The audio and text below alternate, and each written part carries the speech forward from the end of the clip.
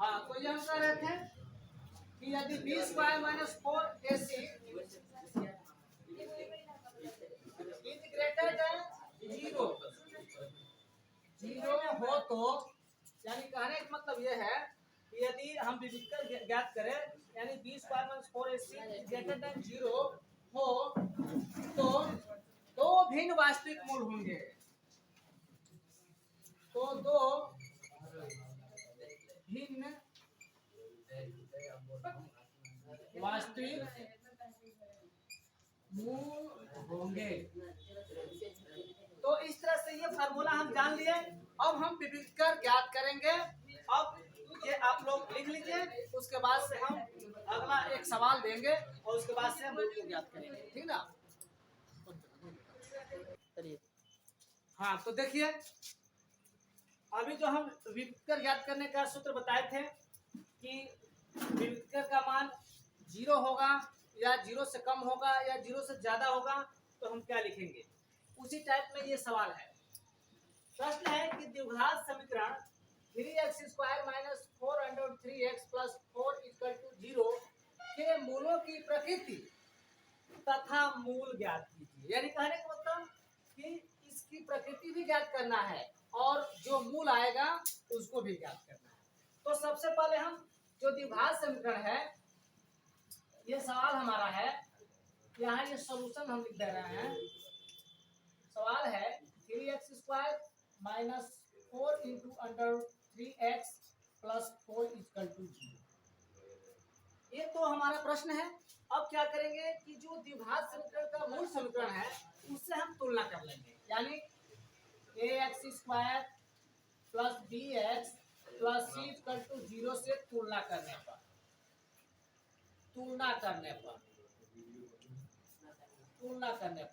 देखिए हम डायरेक्ट भी कर सकते हैं, ए बी सी का मान डायरेक्ट भी लिख सकते हैं, और समझाने के लिए हम कर दिए हैं यहाँ पे कि तुलना करके कैसे ए बी सी का मान निकालेंगे। अब बताइए, यहाँ x² का गुणांक 3 है और यहाँ x² का गुणांक a है, यानी a का मान यहाँ कितना है, 3 हो गया। फिर x का गुणांक ये टोटल है -4√3 और यहाँ x का गुणांक b है, तो b का मान कितना हो गया, -4√3 हो गया। फिर देखिए और c बराबर कितना हो गया यहाँ पे, 4 हो गया। अब विविधता निकाल देते हैं, तो d बराबर b² माइनस 4ac से निकालते हैं। अब देखिए b का मान भरिए -4 इंटू अंडर√3 का whole square minus 4 into a का मान 3 है और गुणे c का मान 4 डाल दीजिए। अब देखिए आप लोग जानते हैं कि माइनस का जब वर्ग होता है तो प्लस हो जाता है, इसलिए माइनस प्लस हो जाएगा और 4 का वर्ग करेंगे तो 16 होगा गुणे। अब देखिए कोई भी करनी में रहता है तो जब उसका वर्ग होता है तो करनी से क्या जाता है, बाहर हो जाता है, इसलिए हो जाएगा 3। माइनस गुणा कर दीजिए, 4 के 12 और 12 चौको 48, यानी हो जाएगा। अब 16 में 3 से गुणा कर दीजिए, तो 16 को 100 32 48। अब देखिए 48 और ये 48 है, तो 48 में से 48 घट जाएगा तो कितना होगा, 0, यानी d का मान क्या आ गया, 0। अब देखिए जब d का मान 0 आ गया तो अभी हम बताए थे कि d का मान अगर 0 के बराबर होगा तो दोनों मूल क्या होंगे, बराबर होंगे, है ना। तो जब दोनों मूल बराबर होंगे तो अब ये तो हो गया, ये मूलों की प्रकृति लिख देंगे। अतः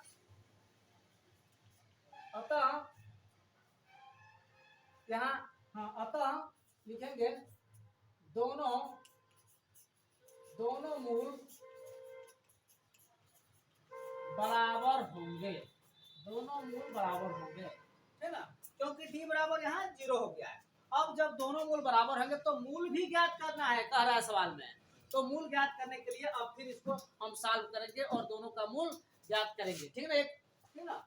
तो इस तरह से हम अब इसको हम क्या करेंगे, सॉल्व करेंगे। 3x² माइनस 4 अंडर√3 इंटू x और प्लस 4 इक्वल टू 0। अब देखिए तीन जो का प्रयोग करेंगे वो यहाँ पर, यानी 3 में 4 से गुणा करेंगे तो होगा 12, और 12 का ऐसा दो खंड करेंगे कि गुणा करने पर 12 आए और जोड़ने घटाने पर 4 करने में 3 आए। थोड़ा सा ध्यान दीजिएगा। तो यहाँ पर हम इसका खंड कर लेंगे, 12 6 और ये 3 यानी 4 और ये 3। अब देखिए हमको दो ऐसा खंड करना है कि जोड़ने घटाने पर क्या है, जोड़ने घटाने पर -4 आए। तो क्या करेंगे, देखिए अब इसको सेट कर लीजिए, क्या होगा, देखिए ये हमारा खंड सही है, यहां लाना है 4, तो हम यहां क्या करते हैं, हाँ 2√3 ध्यान देंगे और इंटू 2√3। देखिए जब गुणा करेंगे हम तो ये 12 हो जाएगा, और जब जोड़ेंगे तो 4 करने में 3 हो जाएगा। अब देखिए गुणा करते हैं तो कैसे 12 होगा समझ लीजिए। पहले 2 में 2 से गुणा करेंगे तो 4 होगा, और करने में 3 से गुणा करेंगे तो 3 हो जाएगा, और इस तरह 3 चौक को 12, हमको 12 ही लेना था गुणा करने पर, और जोड़ने घटाने पर 4 आना चाहिए। तो अब देखो कैसे सेट करते हैं आप, ये हो जाएगा 3x² माइनस 2√3x, माइनस में रखेंगे क्योंकि माइनस बनाना है, -2√3x और प्लस 4 इक्वल टू 0। इसको मिटा देते हैं, इसकी कोई जरूरत नहीं है, ये रफ कार्य है, इसको मिटा देते हैं। अब देखिए इक्वल टू यहाँ 0 हो गया। अब यहाँ हम जोड़ा बना करके कॉमन ले लेते हैं। अब देखिए थोड़ा ये सवाल टिपिकल है, इसलिए कॉमन हम क्या लेंगे। अब देखिए इस 3 को हम लिख सकते हैं, जैसे यहाँ देखिए 3 को लिख सकते हैं √3 और √3 लिख सकते हैं कि नहीं। अब एक लाइन हम बढ़ा सकते हैं, देखिए इसको हम एक लाइन और बढ़ा दे रहे हैं तब और आसानी से समझ में आएगा। तो इस 3 को लिख देंगे करनी में 3 इंटू करनी में 3x² माइनस 2√3x, इसको ऐसे उतार लीजिए, -2√3x और प्लस 4 इक्वल टू 0। अब देखिए यहाँ पे, अब यहाँ जोड़ा बना लीजिए, ये और यहाँ कॉमन हो जाएगा √3x, तो यहाँ बचेगा एक √3 बचेगा यहाँ और x बचेगा, और यहाँ हो जाएगा -2 क्योंकि x कट जाएगा और √3 से √3 कट जाएगा, बचेगा यहाँ। फिर यहाँ माइनस देखिए क्या कॉमन हो जाएगा, तो दोनों ओर तो करने में 3 नहीं है लेकिन 2 है, यहाँ 2 है और यहाँ 2 से 4 कट जाएगा, इसलिए -2 हम ले लेंगे कॉमन।